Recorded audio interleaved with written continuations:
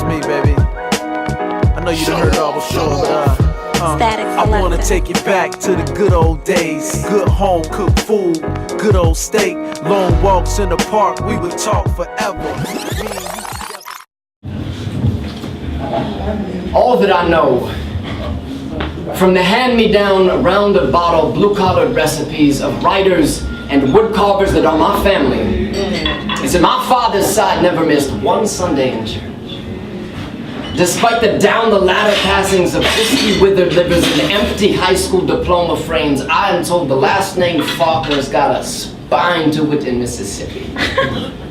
But what stands out now, before a classroom of my students, is the memory of a 10th grade me, thumbing through the pages of a Civil War picture book and biting down hard like the rusty mouth of a bear trapped through ankle bone.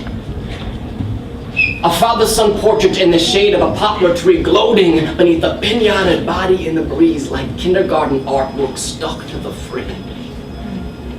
Or a throat choked open at the bottom of the noose to jitterbug tiptoe God from out the mouth, Alabama, Tennessee, Missouri. I closed that book. I sat there silent. I remember stashing the evidence on the air conditioning unit, being weary of the bystanders. Because webbing together the maybes in my blood is spinning the cylinder chambers in a gun until the hollow tip with my history etched into it locks, and ignorance is still the easiest pill I have ever swallowed. Like telling every student that walks into my classroom to tell the story that's under their noses when the one that bakes like asphalt roadkill beneath my own skin just sits there, collecting dust like a whisper. But this is not about guilt anymore.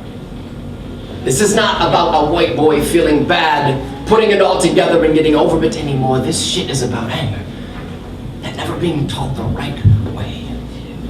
Hand to the back of the head held steady with nose and book like, look son, swallow that because it is you.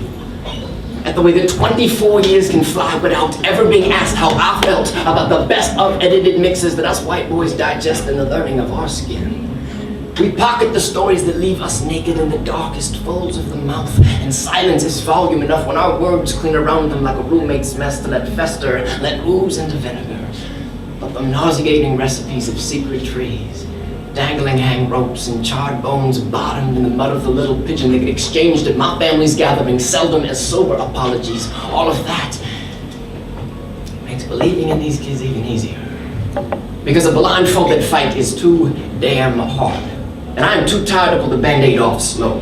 To front like these four walls in History 101 will tell them everything they will ever need to know. And so we write about what we are and why that matters. And whatever bubbles up comes out, we are loud. And no rock is ever left unturned. The Norse will tell you she is ready for what it means to take the I am sorry out of I am gay. And Christopher will outline in bullet point fashion what symptoms to look for when trying to decide if a person you love is a crack addict. We take our skin off. We are learning for the first time ever what it feels like for the worst of all that we ought to be pecked at, ribs peeled back, and I'm beginning, just beginning, to own that story, like scars that make history terrified of being photographed.